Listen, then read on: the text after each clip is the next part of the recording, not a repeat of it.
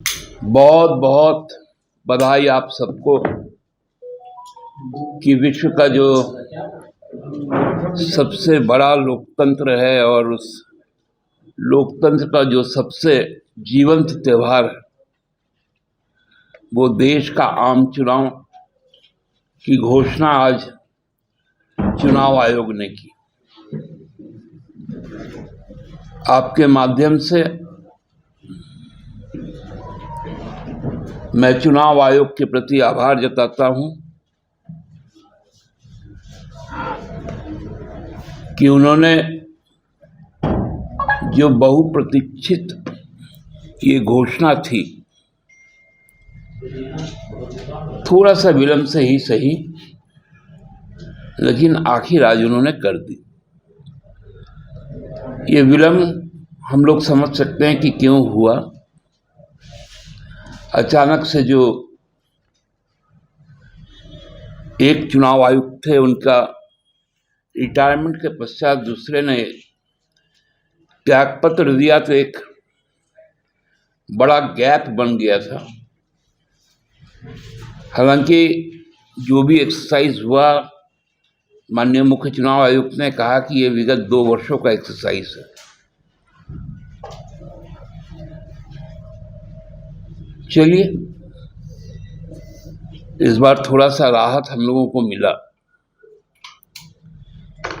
कि पिछले बार हम लोगों ने 7 चरणों में चुनाव को देखा था, लेकिन इस बार हमें 4 चरण से ही गुजरना पड़ेगा,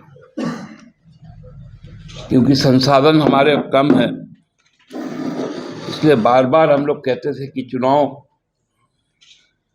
का जो फेज है उसको थोड़ा कम किया जाए। तो इसके लिए उनको बहुत बहुत धन्यवाद। माननीय मुख्य चुनाव आयुक्त ने कहा कि इस बार हम 97 करोड़ हमारे रजिस्टर्ड वोटर्स हैं।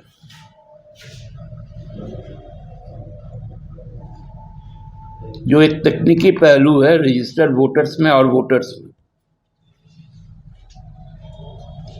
वो जो आवेदन भी कर देते हैं 18 वर्ष आयु का, उसमें 1-2 महीना का जो गैप रहता है, इसके लिए लगभग 2 लाख लोग कम वोट करेंगे। तो खैर वो मायने नहीं रखता, लेकिन उन्होंने 4M की बात कही, जो उनके लिए अटमोस्ट हम कह सकते हैं कि कंसर्न का विषय था। वो पहला था मसल पावर का, दूसरा था मनी का, तीसरा था मिस इन्फॉर्मेशन का, और चौथा था MCC के वायलेशन का। हम यदि पिछले 2 सालों में माननीय मुख्य चुनाव आयुक्त ने कहा कि हम 11 राज्यों में विधानसभा का चुनाव करवाएं,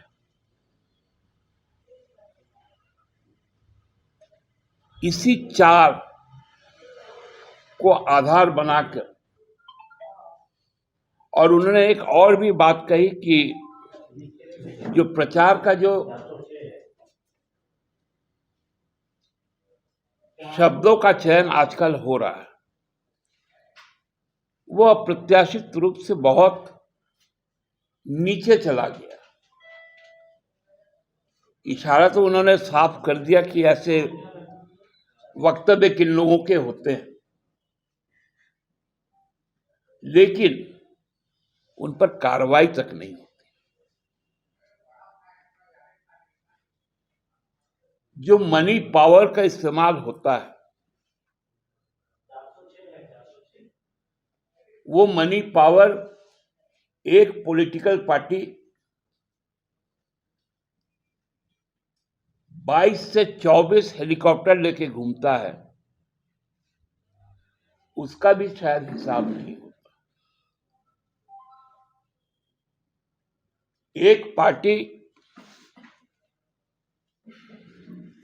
पंचायत स्तर से लेकर राष्ट्रीय स्तर पर जो विज्ञापन प्रकाशित करता है उसका भी शायद मूल्यांकन नहीं होता, लेकिन लेवल प्लेइंग ग्राउंड की बात जरूर होती है।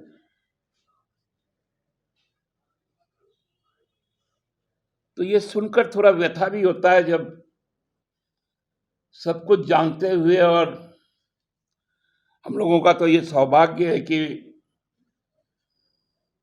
रांची लोकसभा के पीठासीन पदाधिकारी माननीय मुख्य चुनाव आयुक्त रहे हुए, जिला निर्वाची पदाधिकारी भी रहे हुए,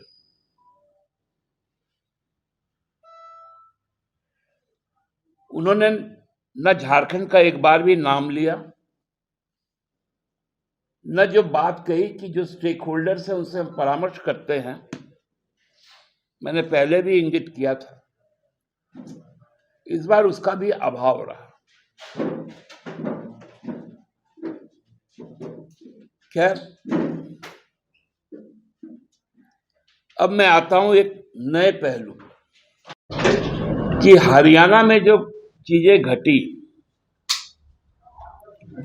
वहां के एक नॉन लेजिस्लेटिव मेंबर को मुख्यमंत्री बनाया गया किस हालत में, जहां भाजपा के लोग कहते हैं कि कॉन्स्टिट्यूशनली वहां असेंबली का बाइपोल नहीं हो सकता, तो उसको करवाने के लिए बाय डिफॉल्ट गांडे का भी घोषणा हो गया।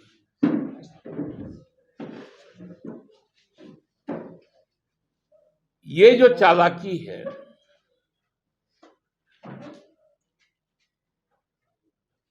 क्योंकि 24 साल के हम लोग भी हो गए,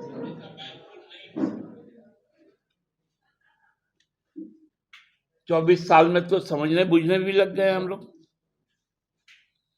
थोड़ा बहुत पढ़ाई लिखाई भी कर लिया।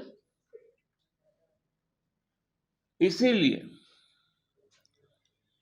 चुनाव आयोग का यह चालाकी पकड़ में आ गया।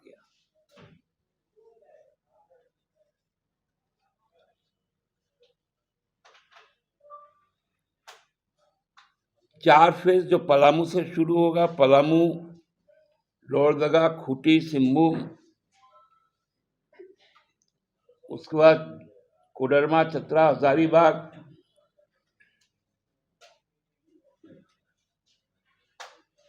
फिर हमारा रांची, जमशेदपुर, धनबाद,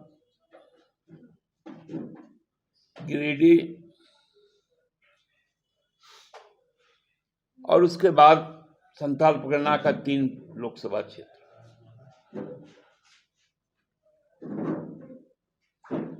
लगभग ये डेमोग्राफी एक तरह से हमको लगता है कि सेट हो चुका है फेज वाइज।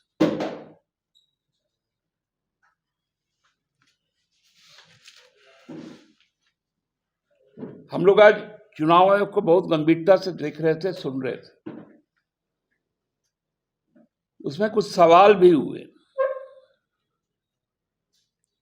कि जो धनराशि पकड़ी जाती है, जो शराब पकड़ में आती है, जो अन्य वस्तुएं जिनसे उपकृत किया जाता है वोटर को, उसकी जब्ती का अद्यतन स्थिति क्या है, उसके पीछे कौन लोग होते हैं, उन पर कौन सी कार्रवाई होती है। तो हमको कोई लगता है कि हम लोगों को कोई जानकारी अभी तक उपलब्ध है नहीं, क्योंकि उसमें सबसे बड़ा हिस्सा भारतीय जनता पार्टी का होता है। जानकारी इसलिए नहीं आती। आप लोगों को याद होगा कि एक आईपीएस अधिकारी ने प्रधानमंत्री का हेलीकॉप्टर चेक कर लिया था, तो वो बर्खास्त कर दिया गया था।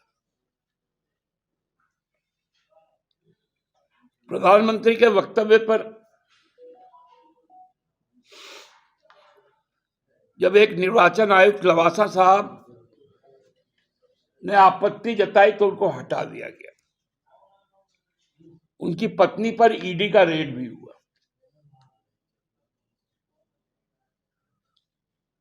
तो ऐसे परिस्थिति में हम तो चुनाव आयोग पर विश्वास करते हैं, इसलिए ये भी जरूरी है कि चुनाव आयोग अपनी विश्वसनीयता को कायम करे।